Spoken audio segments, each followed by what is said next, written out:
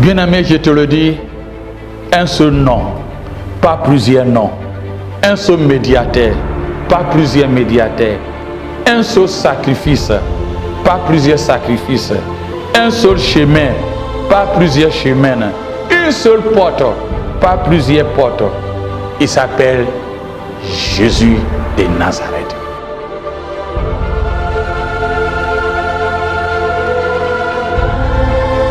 Jésus est né. Jésus est né. Nous allons lire un passage dans Ésaïe chapitre 9, verset 6, qui dit ceci. Un enfant est né, un fils nous est donné, et la domination reposera sur son épaule. On l'appellera admirable, conseiller, Dieu puissant, Père éternel, Prince de paix. Je répète, Jésus est né, qui nous donne l'espoir. Ésaïe 9, verset 6, il nous dit, l'enfant qui est né, on l'appellera admirable, conseiller, Dieu puissant, Père éternel, Prince de paix. Ésaïe a donné ses prophéties à l'époque où le prophète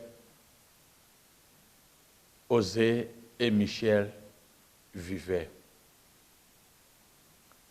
C'était dans la même période. Mais le temps d'Ésaïe, le ministère d'Élie, Élisée, Abias, Joël, Jonas et Amos avaient déjà terminé. Pendant 400 ans où le peuple de Dieu vivait à la terre promise en Canaan, c'était des juges qui gouvernaient Israël.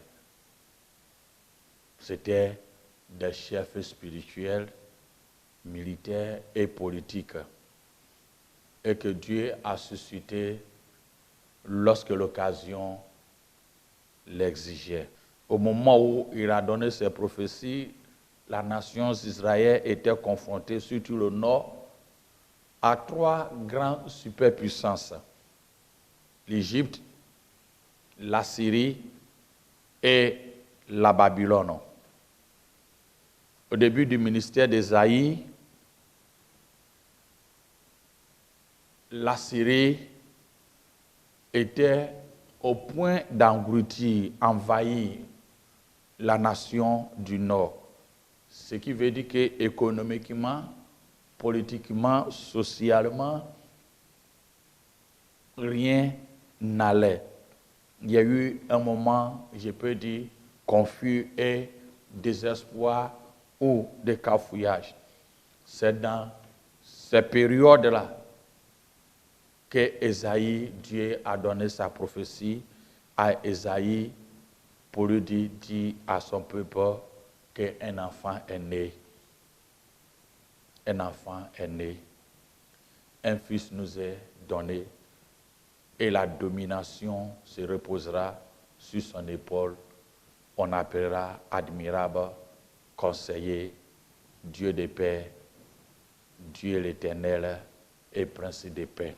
Juda était aussi menacé par l'Égypte et la Syrie.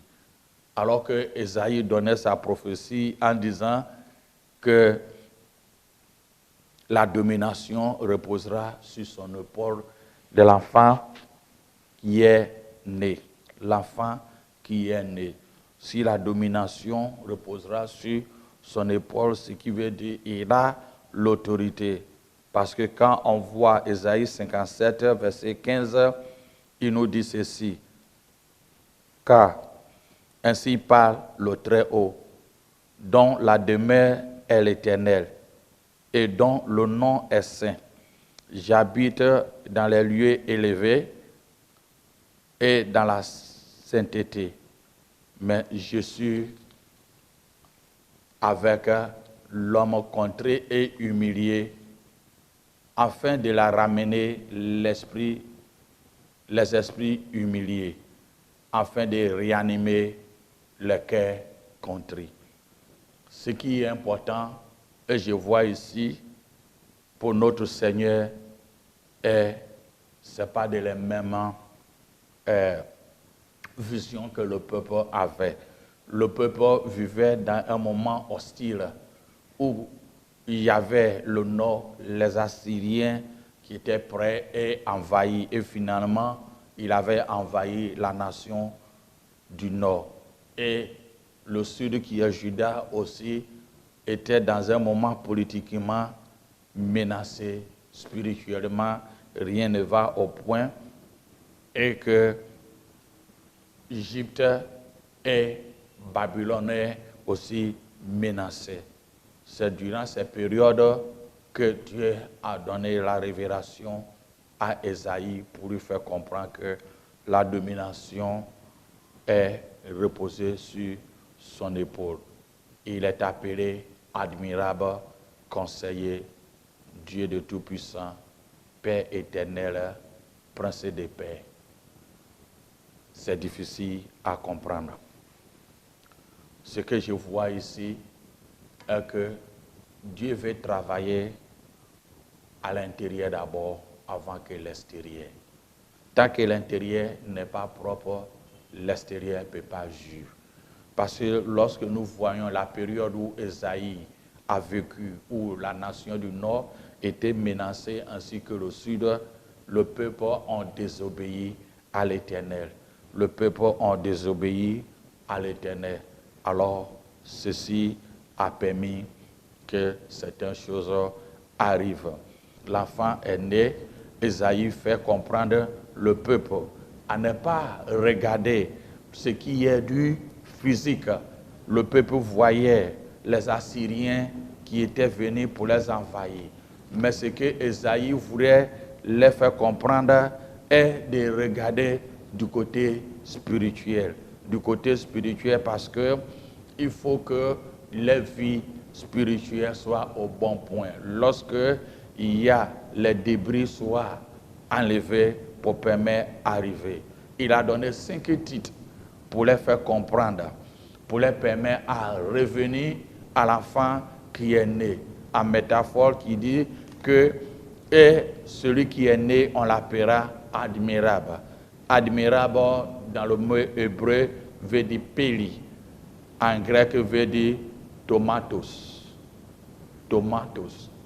Qui veut dire admirable, merveilleux, étonnant, digne d'une pieuse admirable, excellent, dépassant la compréhension humaine. C'est-à-dire celui qui est né dépasse la compréhension humaine.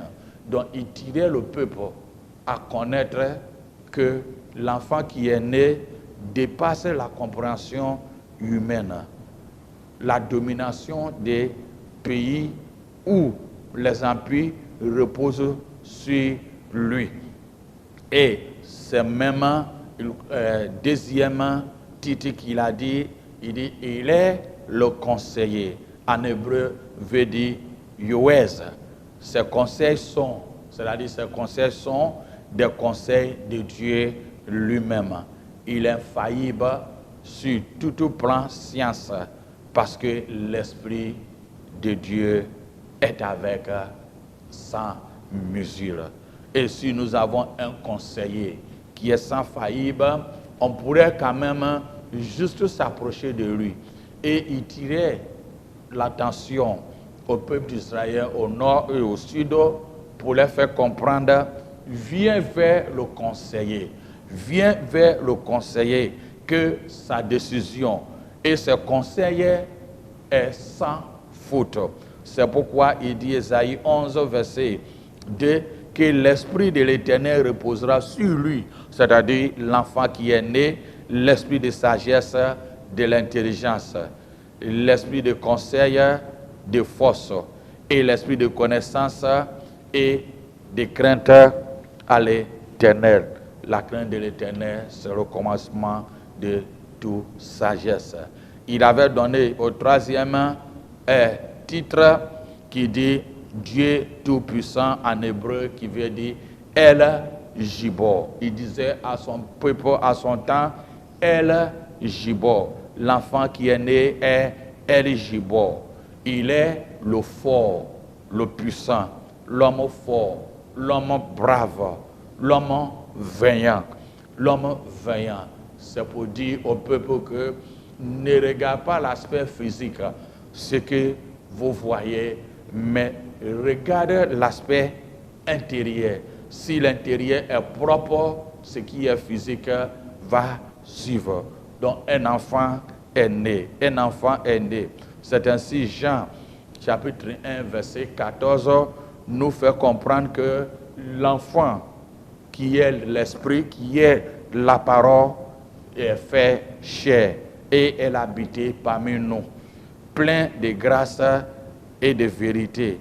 Et nous avons contemplé sa gloire, une gloire comme la gloire du Fils unique venu du Père. L'enfant est né. L'enfant est né. La quatrième titre qu'il a donné est, on appellera Avi-Ad. Avi-Ad en hébreu qui veut dire Père éternel. Père éternel. L'enfant qui est né est Père éternel.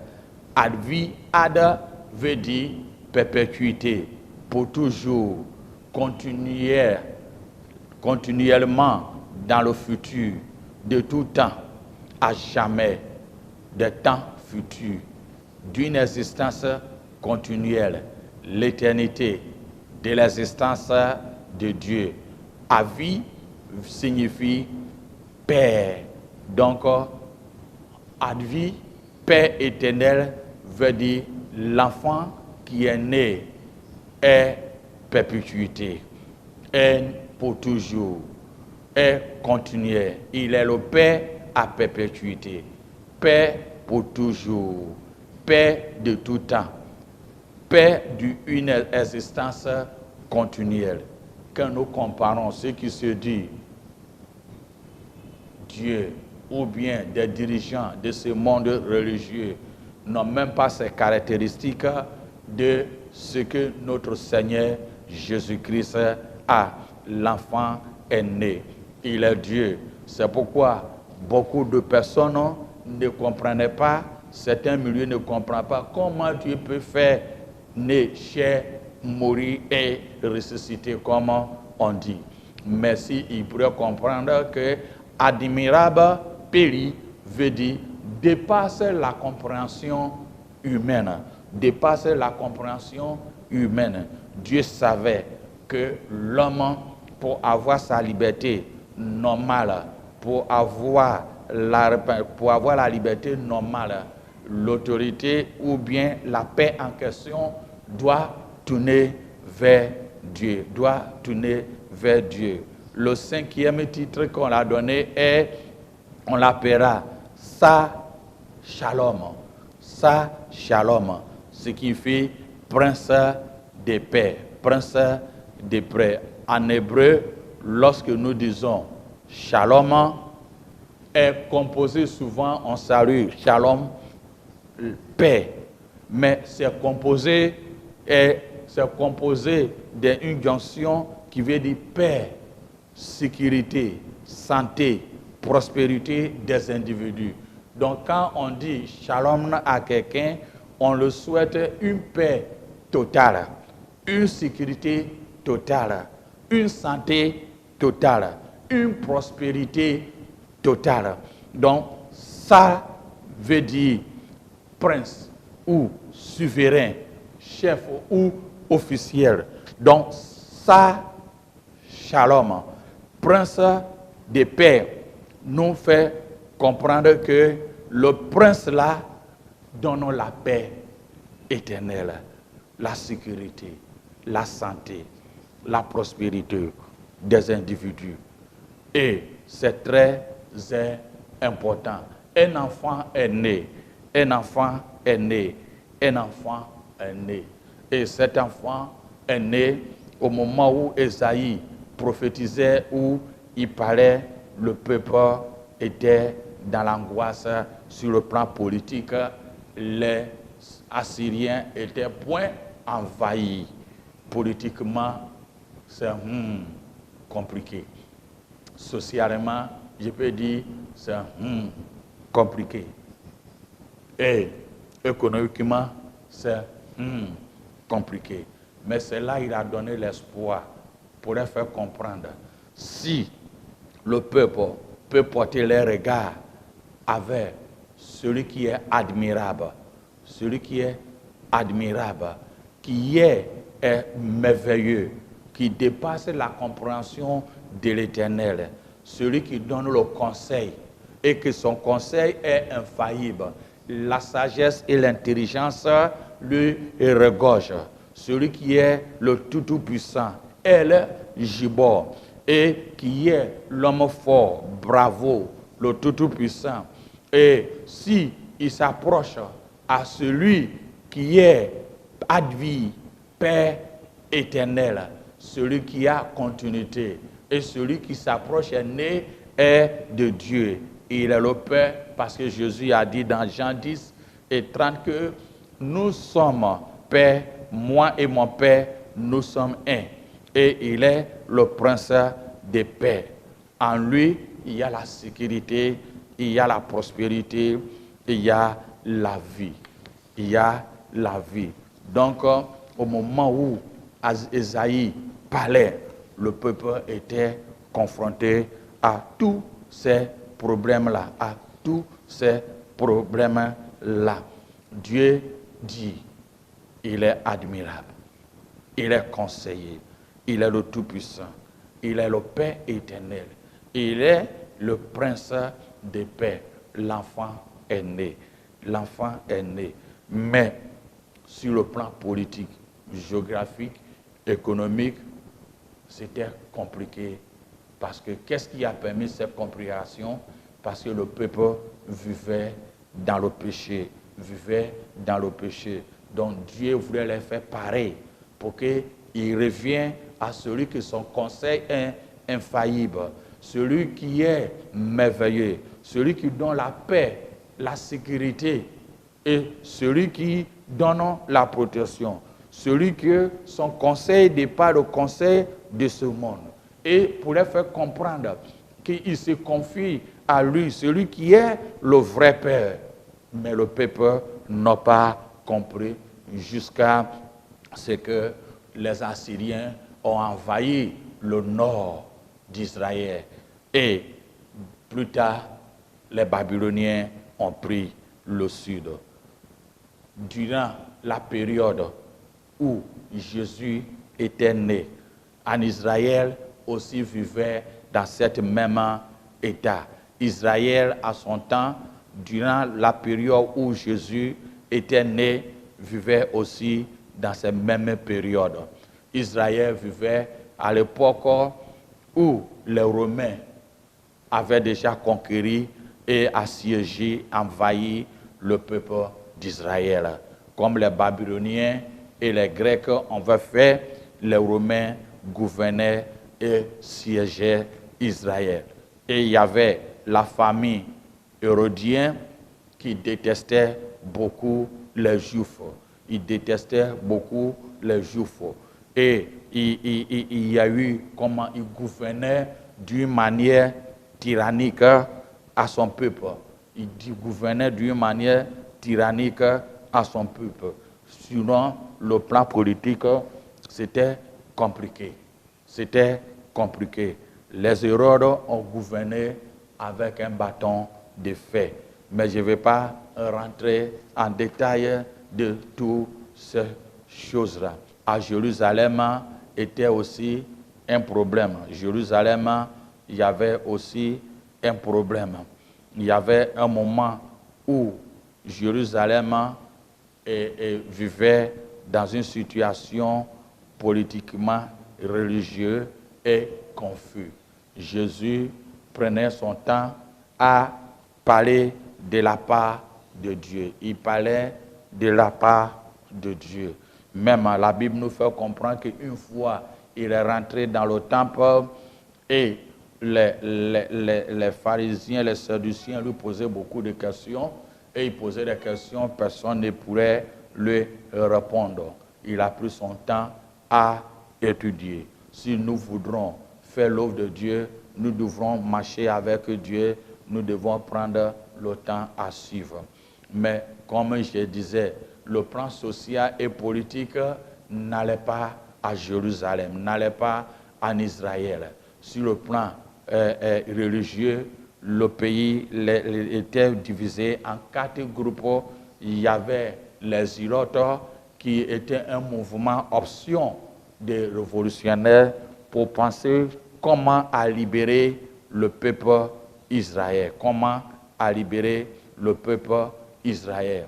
Il y avait aussi les Sadduciens qui étaient pragmatiques à l'époque. Ils faisaient des compromissions avec les Romains parce qu'ils aiment protéger les richesses, les nobles, les États propres, aristocrates.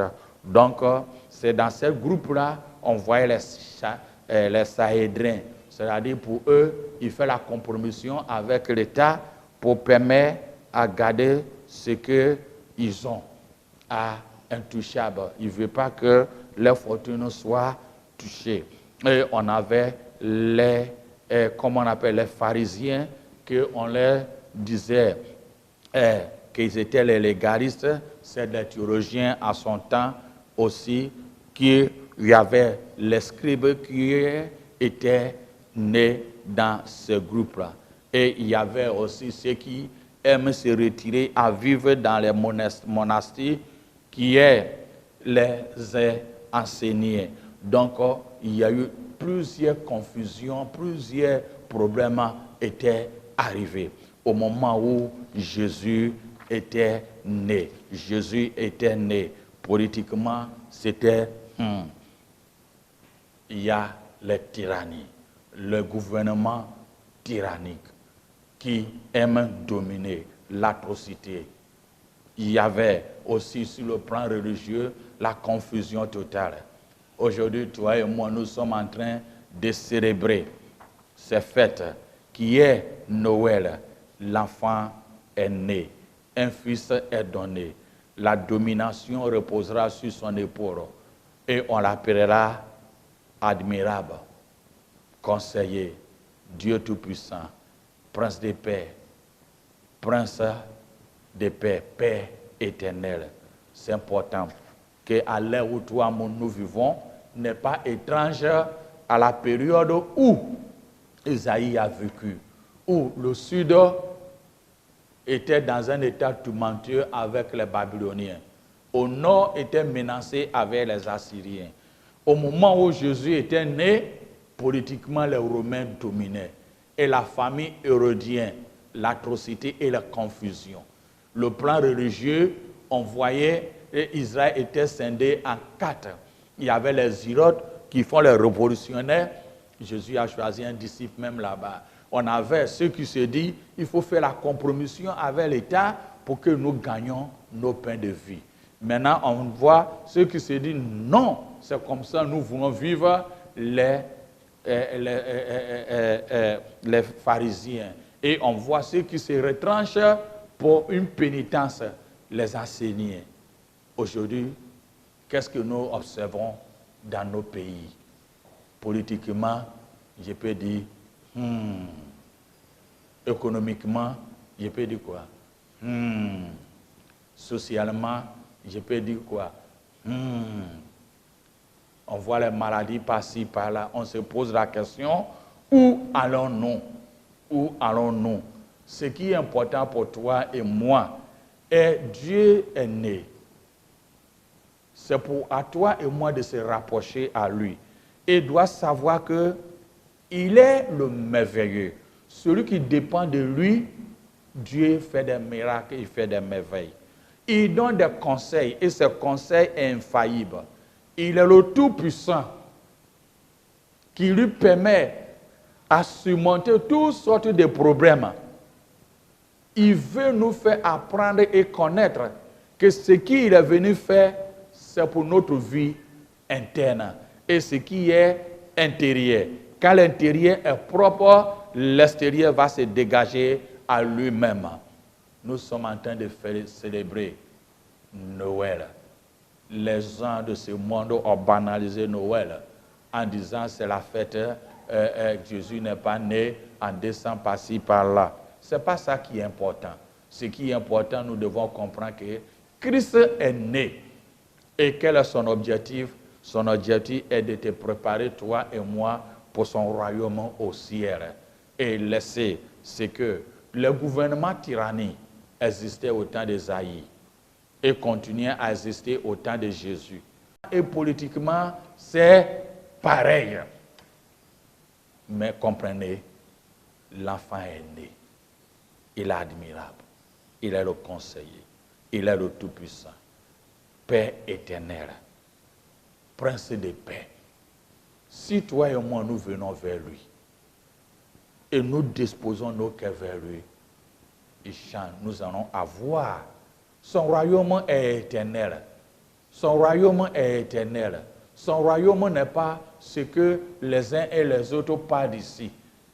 Les gouvernements tyranniques qui ont passé, où ils sont partis, au temps d'Ésaïe, jusqu'au temps de Jésus, politiquement, socialement, économiquement, mais ce qu'il voulait nous faire comprendre, il voulait faire comprendre son peuple à son temps. Et à nous qui ont reçu cette grâce, est que Jésus est le Père éternel. Ça,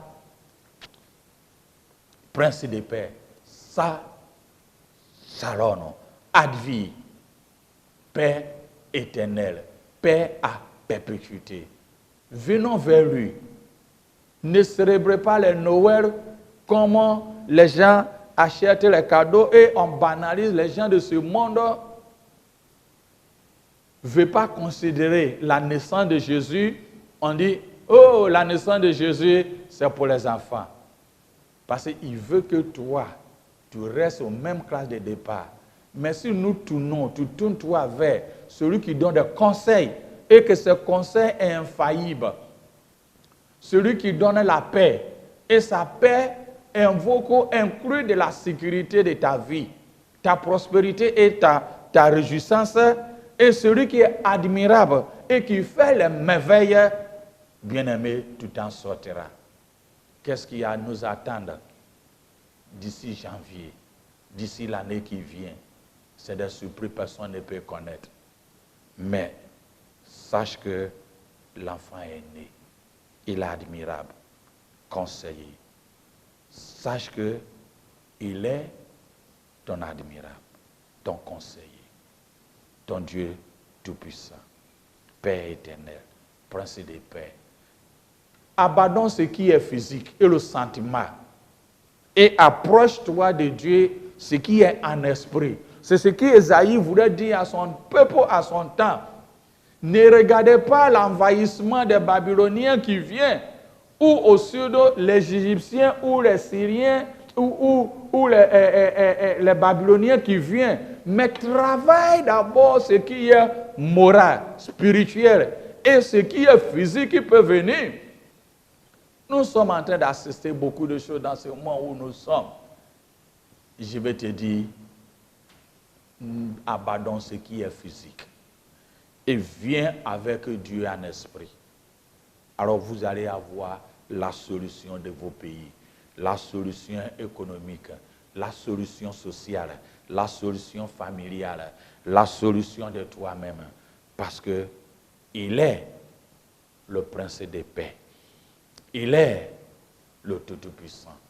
Il est le Père. Un bon Père garde et guide ses enfants pour de bonnes causes.